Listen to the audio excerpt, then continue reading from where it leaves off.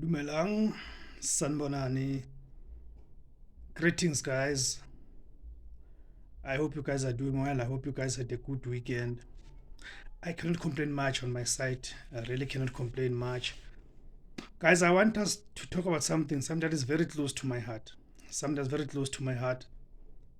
And actually, this is messages directed to the Black Fathers.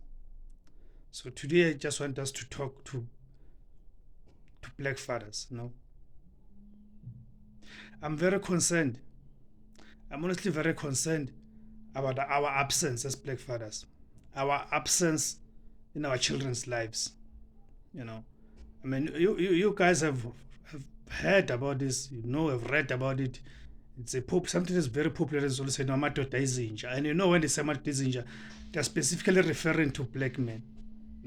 This thing of Amadoda Izinja is not speaking to other races, specifically speaking to us black men, and for a number of reasons. Those who advance this perception about black men being dogs, being Izinja, they've got their reasons. They will tell you what are their reasons for that. So I want us to dissect this issue. Just spend some time on it. Why is it so easy for us as black men to walk away from our own children? What is it about us that makes it so easy, as if it's preordained by God that black men will not be there in their children's lives? Why? Why is it like that? Does it bother you? Does it bother you as a black man? As a black father, does it bother you that black men are known for being absent from their children's lives? And what is that you think must be done to ensure that more and more black men are committed and are present in their children's lives? This thing will be, what do you call it? Deadbeat father. Yes, they call it deadbeat father. Absent fathers. What is that can we do as society? And more specifically, us as men. Because it's our problem. It's our problem as black men. This is our problem as black people. Right? How can we address this? How can we ameliorate the situation? Right? Then I'll tell you why. Because and again, I'm not naive. I'm not naive in a sense that I understand that this thing has got a historical background to it, right? What do I mean that it's got a historical background to it? Colonialism and apartheid broke the black family structure. How did colonialism and apartheid break the black family structure? Right? White people, they invaded this land, right? Europeans, they came and invaded Africa.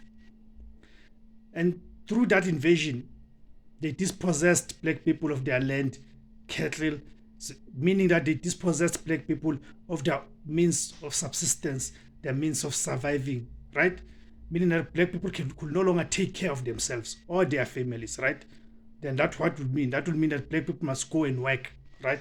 That's why the enslavement came about, whereby now black people had to work for white people, right? And then that colonialism, which continued in another form that is called apartheid, introduced all sorts of taxes, head tax, dog taxes. So they were taxing you for almost everything that you owned at the time. So now picture this. They've taken away your land, meaning you can no longer farm, you can no longer be able to feed your family. Then they've taken away your cattle, meaning you can no longer milk, you can no longer eat meat.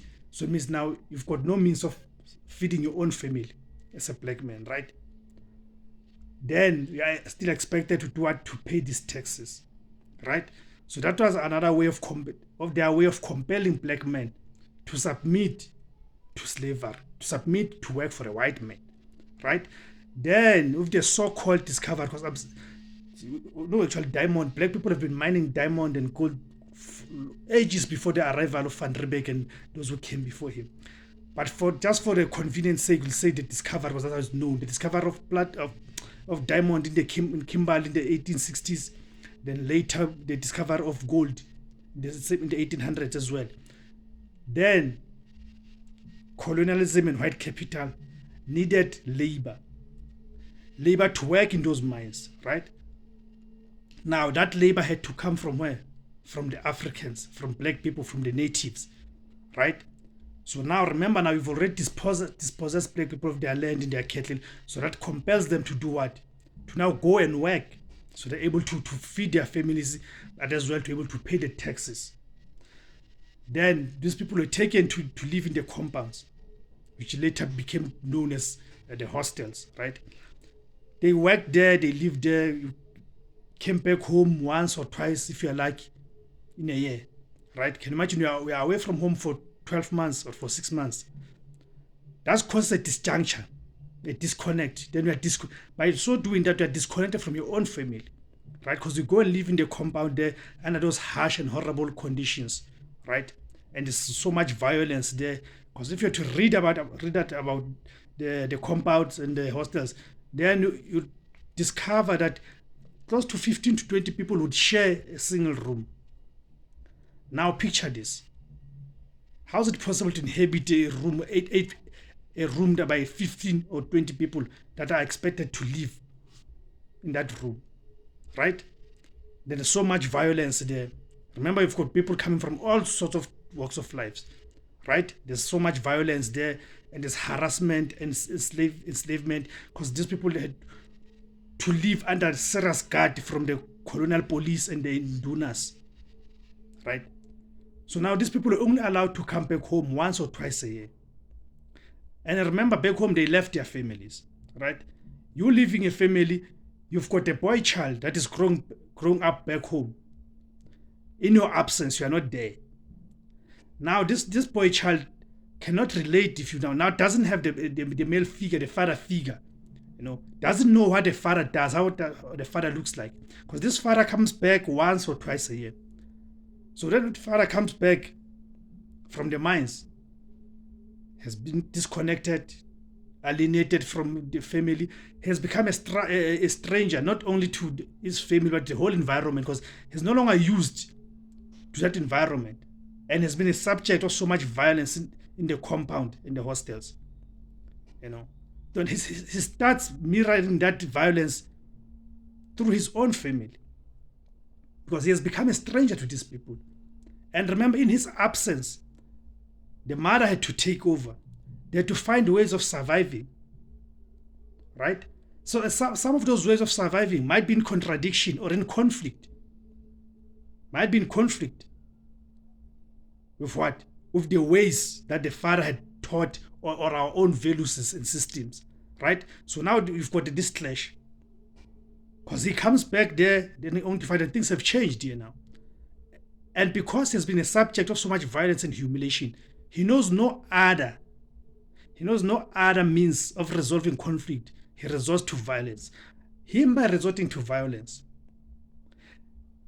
he's got a son that's growing up who sees him resorting to the kind of violence, either subjecting his mother to that violence or to the son, right? So by so doing, now the son takes this as a way and means of resolving conflict. He takes this as the way that a father figure is supposed to be. So this thing carried on generations after generations, right? Because the boy grows up, starts his own family, and he must go to the mines as well, meaning his own children, it becomes a cycle, right? Means his own children, they get to grow up under the very similar conditions. So it becomes a generational thing, what I call a generational trauma, right? So that's why we are where we are now. That's why we are where we are, because this is not preordained by God that black men will be like this. So here my concern now. About a year or 2 years ago, I was listening to the former Statistician General, Dr. Padile Hohle, who said about 60% of the birth certificates in South Africa do not bear the father's names. And we know he's talking about black people and says that. But the question is what? Here's the issue. A woman cannot make a child by themselves. It means it takes two people to make a child, right? So then where are the fathers then? Why are we having mothers raising children alone? Why are the fathers not there on the birth certificate? It means the fathers are not there. It's a true reflection of what is happening on the ground. We can all see that, right? So now how do we now go about addressing that problem? Having given this historical account, the question is now, but we as the current generation, with all that I've already said and the conditions that we find ourselves in that have given rise to this crisis. But ourselves, what is our task? How do we begin to address this problem now? Because we cannot continue saying it's a historical issue, but we're not doing anything. What are we doing about it? Why are our black fathers not there in their children's lives? And we get here the issues one. We understand that there are those who want to be there in their children's life, but they're denied access. But here's the issue. We as black men, we don't talk. Meaning, all we do, we gather together, we go and watch football, or go and drink, conquering and partying and breaking into each other about wearing the most expensive clothes, driving the most expensive car, drinking the most expensive alcohol. But we never talk about issues in to grand. You know, this is the kind of conversations we need to start to have. Then we get a brother to open up to say, but 1, 2, 3, 1, 2, 3, I cannot access my child. Say, no, but guys, no, in fact, you've got the rights to access your child. The Constitution covers you. This particular section of Act covers you. Now, how do we go about to ensure that the law gets enforced, your rights are enforced, so you're able to see your child? But we never talk about those things. All we do is we brag about having the most beautiful woman. Those things are useless, do not help us. They do nothing in terms of building the black community. So we need now to develop a new culture as black men. We're able to talk to each other, we're able to build each other. Sikhuzane. Because in Zulu, of course, I said, in job, whatever issues we have, we're able to create a structure and space where we're able to talk to each other and advise each other. It can't be always that each time we meet, it's about drugs, or it's about alcohol, it's about women, it's about football. No, it cannot be. It cannot be. We need to change that trajectory. We need that paradigm shift. It's very important that we do that, you know. So that's all I wanted to say. But now it's our task as the current generation. Let's turn the tables. Let's use whatever means necessary at our disposal to ensure that we change the discourse, and ensure that the black man plays a key role in their children's lives. You know, we need to turn the tide. That's what I wanted to say, guys. But moving forward now, we need, wherever we're gathered, let's ensure Bafetuni Grand. How do we assist you? You know, how do we build each other? And this is going to be for the good, not for the good of us as black men, for the good of society and the black race. Because I've always said my main concern, I'm concerned myself with the black race. You see, that's what I wanted to say, guys. And please, we are most welcome to comment on below in the comment section, guys, to say, but what do you think? How best can we as black men to ensure that black men become involved in their children's lives? Black fathers must be involved in their children's life and building up this society. Thank you very much, guys, for tuning in, and please do subscribe. If you have not yet subscribed, please do subscribe. At the bottom of the video, there's a subscribe option. Please do subscribe, and each time I publish a video, then you get notified. Ngiyabonga, ngandza kwethu, lisedi.